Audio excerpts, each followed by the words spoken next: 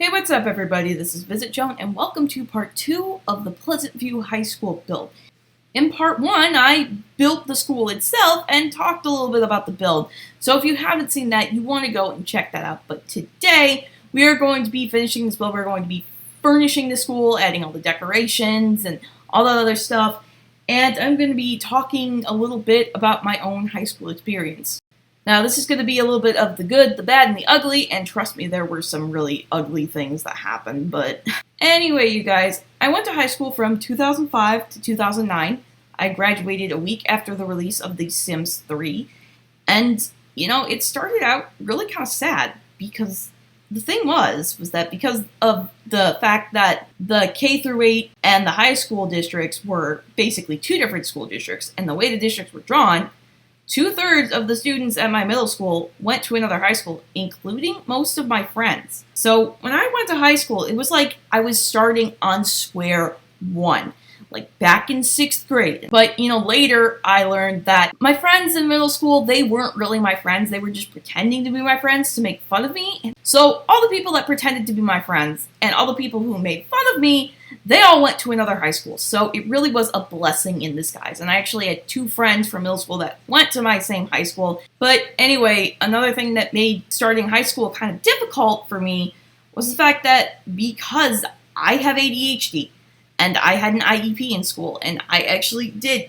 struggle with that. I had problems like completing tests and staying focused and stuff like that. But because I had that IED, which was like study hall, except for students who never really did their homework. And because I was in choir, and the way that our school had block scheduling, which I talked about in the first video, I wasn't able to take an elective because they were all block classes, and the only period that I had open was a 45-minute one.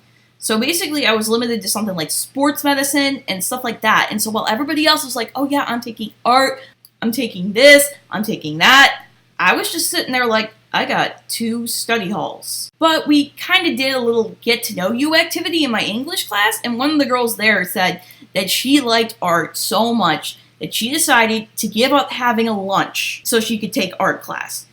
And that's when it hit me. I'm like, that's what I want to do. Because honestly, my friends weren't in my lunch period. And lunch was like really depressing because I was sitting by myself. I had no one to sit with, and everybody else is talking to other people. And it's like, no, I don't want to deal with this. And at the expense that where I don't get to take a class that I want to take, no, forget this. So I went to my counselor, and the next semester I didn't have a lunch and I took art. And actually one of my friends was in my art class, so it all worked out. But for the most part, for most of freshman year, sophomore year, and junior year, I didn't have a lunch. Now, for a lot of senior year, I actually did, and that I'll get into why that was in a minute.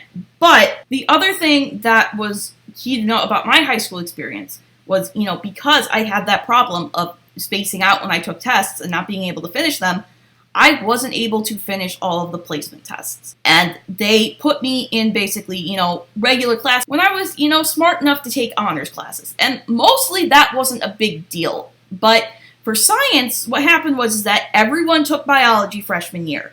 And then the path would split. You would either take physical science sophomore year and then you'd be done, or you'd take chemistry sophomore year and then physics junior year.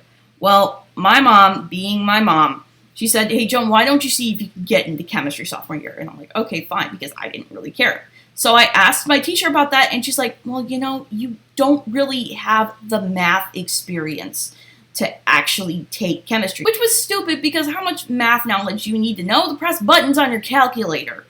But anyway, I'm like, okay, fine, I guess I'll just take physical science sophomore year. But I got in that class, and it was the easiest class I have ever taken. I am not kidding you. It was like, sophomore year was like really weird in the fact that I had that class, and then I had Introduction to Business, which was kind of a blow-off class, but they did teach you how to build a house.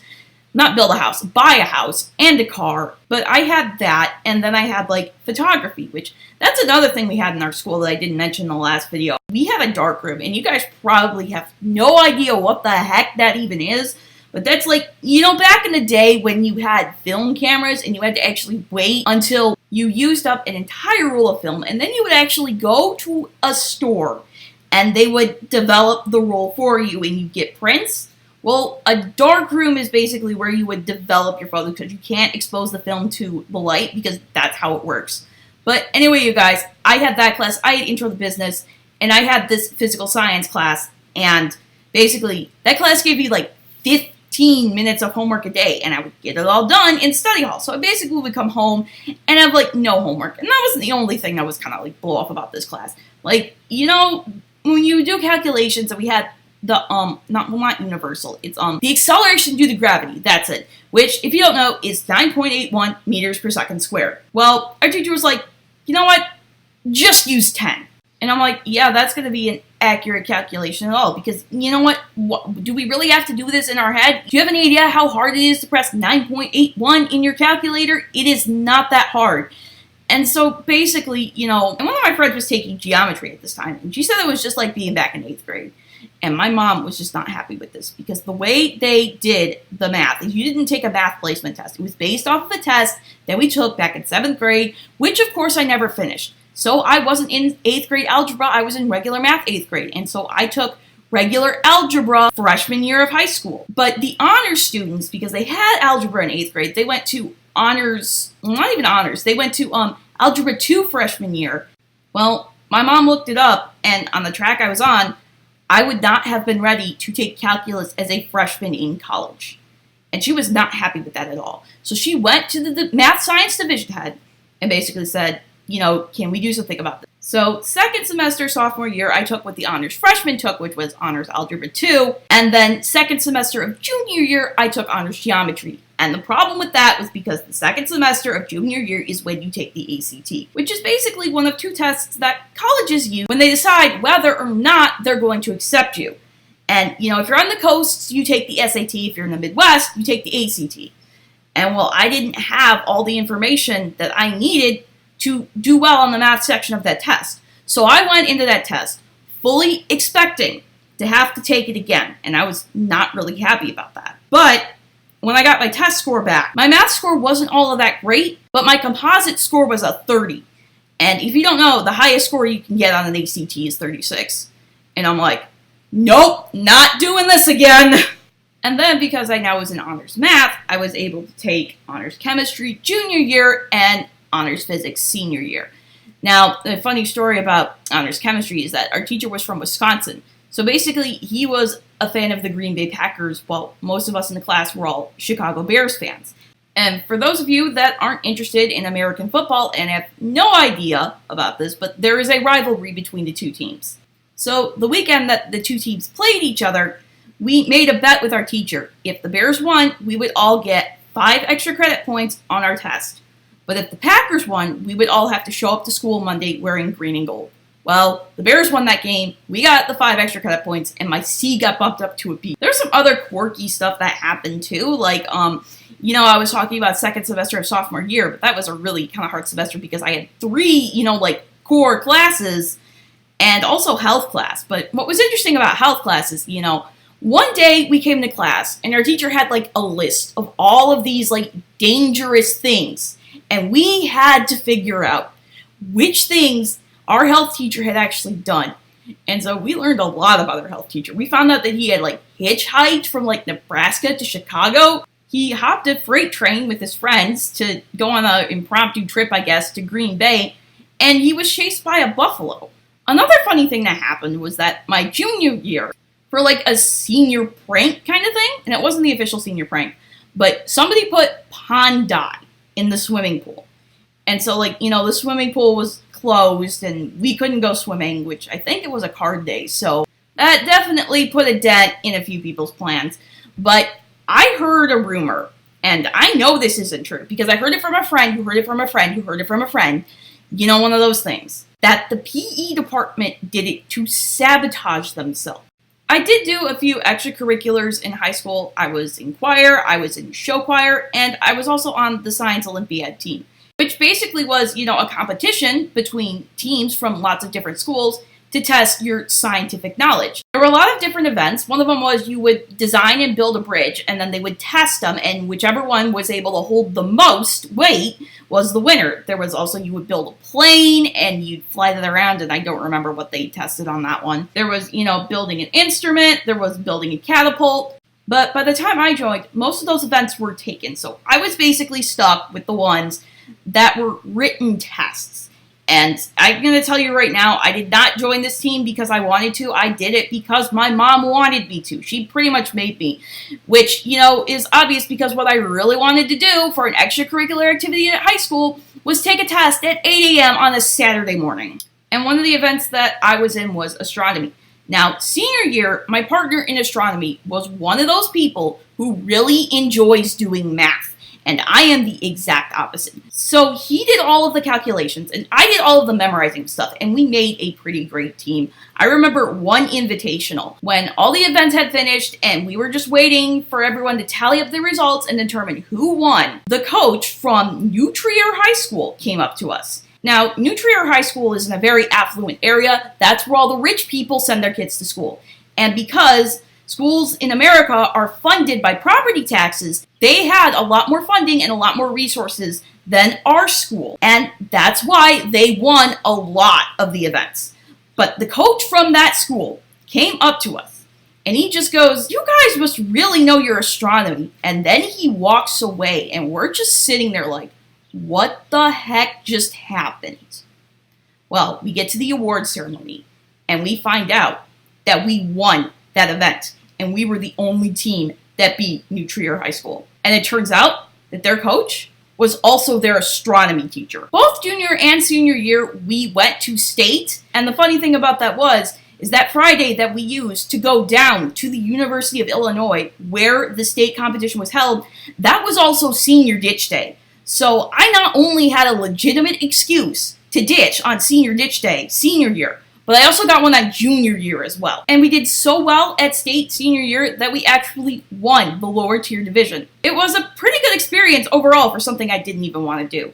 Now, there was another big thing that happened my senior year of high school, and that was there was a presidential election. Now, I turned 18 that October, and elections are held in November. So I was able to cast my first ever vote in that election, and that was the election of Barack Obama. So, come inauguration day, I get into pre-calc class, and our teacher just says, "Okay, we're going to watch the inauguration of Barack Obama while you do this sheet of problems." And so I actually got to watch the first African-American president of the United States get sworn into office after the first election that I had voted in. I'm not going to lie, that was pretty cool. But I also had the experience of walking into study hall, which was a normal study hall now because I was a senior and I was able to get out of study skills. But I walked into study hall, and, the guy that was supervising the study hall basically said over the microphone, "Guys, the governor just got arrested for trying to sell Obama's Senate seat. Welcome to Illinois, everybody." And just so we're clear, that is the only political thing I will ever say on my channel. I brought it up because it was a pretty cool high school experience. But high school wasn't all fun and games. There were a lot of bad things that happened too. And every homecoming had a theme. And my freshman year, the theme was city nights. And so each class got assigned a city. Now, the staff got Chicago, and I think that was probably the only fair way to do it. The seniors got Miami, the juniors got LA, sophomores got New York, and we got Memphis. Now, do a quick which one doesn't belong, and you'll realize that we got the short end of the stick. Which is like, what the heck? We're just as much as part of the school as you guys are. Why do we get the crummy stuff just because it's our first year here? And one of the spirit days was Dress Like Your City Day. And so while the juniors were all wearing sunglasses and the seniors were like wearing beachwear, we were all running around in cowboy hats and cowboy boots. And I didn't even do it. That's how ridiculous it was. But sophomore year, it got a little bit better. The theme was movies, and so everyone got a movie genre. So the seniors got action, the juniors got horror, the sophomores got romance, and the freshmen got comedy. And so that wasn't that bad, except the freshman shirt was really kind of pathetic. And so junior year, they just completely changed it. They just decided, okay, everyone gets the same t-shirt design, and we're just going to assign every class a color. And we were kind of discussing it in our U.S. history class, and people weren't liking it. And I just said, I like this better because now the freshmen don't get the short end of the stick. And the response pretty much was, why? We had to go through it, so should they. And I'm just sitting there thinking, no, that's not how that works. We should be making things better for everyone, not belittling them. But probably the most ridiculous thing related to homecoming happened senior year. Now, the week before homecoming, we had what was called Spirit Week. And each day had a theme, like Dress Like Your City Day. And they would count the number of people that participated in the theme, and the class who had the most points at the end of the week would be awarded the Spirit Stick. Now, the last 3 years, the seniors always won the Spirit Stick. So going into senior homecoming, we're like, class of 2009, we got this. And I actually went to the pep assembly that year, which I normally didn't go to, but I figured, it's senior year, might as well. So we get to the part where they award the Spirit Stick, and the freshmen win. Which is, that's great that they were able to win something that had been so dominated by the senior class. But at the same time, it was like, wait a minute. We've been waiting 3 years for this stupid Spirit Stick, and you're giving it to them? And actually, after that announcement, there was a whole bunch of uproar. And there were a couple of people that just ran over to the freshmen and just, stole the Spirit Stick. But the most outrageous thing that happened was that everyone in the senior class started chanting, "No more freshmen." And I was just sitting there, completely appalled. Like, am I the only decent person sitting in this room right now? It was absolutely disgusting. And the worst thing that came of it was an article shaming everyone in the school newspaper. And then there was choir. Now, I had been in choir in school ever since the 5th grade. I had seen, a show choir perform in elementary school during an assembly, and I knew that's what I want to do. And so I had planned to be in choir until the very end of high school. However, it started when our choir director just called us all after school for a quick impromptu meeting.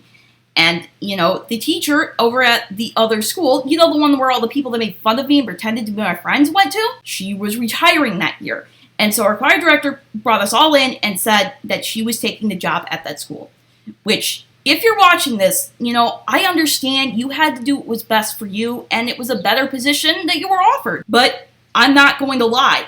I honestly felt like we had been betrayed. And it was like, you would rather go and teach all the people that made fun of me and pretended to be my friends rather than us? That hurt. So we had a new choir director next year. Now, the way the choir was structured was that, there was a choir for all the freshmen, and then there was a lower tier choir and an upper tier choir, and you would basically audition to see which one they would place you in. And the upper tier choir was the one that had the guys. So they were pretty much limited as to how many girls they would accept. Well, junior year, I ended up in the lower tier choir again. And sophomore year, I actually sat next to a girl who was pretty nice, and we actually, or at least I had felt like we had become friends. And she ended up in the upper tier choir, and it just felt like, she had just completely ignored me and was hanging out with other new friends that she made in the upper tier choir. And the way they basically treated the choirs was, it felt like the upper tier choir was better than all of us. They introduced all of our songs. They did everything. They got all the perks, and we're just like, oh yeah, these are the extras that we rejected from the choir, and we had to put them somewhere, so we put them here. And you know what? I knew that girl was a better singer than I was, as evidenced by the fact that she ended up placing 3rd on American Idol, but that's a completely different story. But anyway, it just felt like it had ruined a friendship for me, and I just got so frustrated with it. And then we got the news that our choir director was resigning at the end of the year, and that was the final straw. I'm like, that's it, I quit. Now, I was still in show choir senior year, so I still got to do all the senior things, like the senior solo. And to be completely honest, if, I had it to do over again, I probably would have stuck it out, but it is what it is, and that's why I had a lunch senior year, by the way. And then there was really just the unfair enforcement of the rules, and, I'm going to tell you this story now, and I'm telling you this because I know it was a long time ago, but it just needs to be added because what happened was ridiculous. But basically, my friends and I, we stayed after school on finals day because my friend needed to finish taking a final. And we went to go to her locker to get her coat. But the lady at the front desk was like, no, you can't do that. You have to go outside. The problem with this was that it was January in northern Illinois, which it's not uncommon for temperatures to be in the single digits or in the teens that time of year. And keep in mind that that's in Fahrenheit, and I've actually done the math. And by math, I mean sticking numbers into Google and having it do the conversion for me. But for understanding, in Celsius, that's about -17 to -7. The buses had already left, and it was in the middle of the day. Now, fortunately, my mom was out there waiting for us with a nice warm car, but for all this woman knew, we could have been walking home in those temperatures for 1.5 miles. Now, every time I tell this story, people just assume that I'm complaining about people actually enforcing the rules. That's not the case. Yes, you have every right to enforce your rules. However, this was putting a student's health and safety at risk. And that's not okay. She had no right to do that. And there were no repercussions for that whatsoever. I thought about outing it in a letter to the school newspaper, but I never actually did that. So that is why I am telling you this story now. You know, these kind of things in schools, they're actually not uncommon. It happens to me and the people I know a lot. Like, you know, the same friend lost her phone one day, and cell phone policy was that you had to have your phone in your locker during the school day. And because she admitted that she had lost it during the school day and she already had a cell phone violation, they slapped her with a 4-hour detention for losing her phone. Now, like I said before, I get that you have to enforce the rules. But there's a difference between enforcing rules and abusing your authority, and that crosses that line. Especially since people were texting all day in school and they never got in trouble. But no, it's my friend that gets in trouble. That's not the first time that kind of thing has actually happened. It happened in elementary school, in middle school, except instead of my friends, it was me. But you guys get the point. But they did discipline people, unlike in my middle school, because I actually saw a couple people getting arrested in high school. There's this one time I was walking out to go home, and there was the cops escorting this one person into a police car. And then there was this one time at lunch. Now, the cafeteria was across from the administrative offices, and the wall that faced them was basically all windows. So we could see exactly what was going on. And there was, you know, the police officer in the school. She was talking to this one guy, and then she turned him around and started handcuffing him right there in front of my eyes. And somebody else in the cafeteria is like, "Hey, some dude's getting arrested!" Like it was, I don't know, it was like some kind of entertainment thing or what was going on. So, guys, that was high school. There was good, there was bad, there was the ugly, but overall, it was a pretty good experience to the point where I really didn't want to leave when I graduated. And honestly, it was better than what I have now. And there are times when I kind of just want to go back. Anyway, you guys, we are nearing the end of this build, so if you enjoyed it, and if you enjoyed hearing all of my stories, please let me know, give this video a like, leave a comment, and don't forget to subscribe, and I'm going to be seeing you next time. Bye, guys!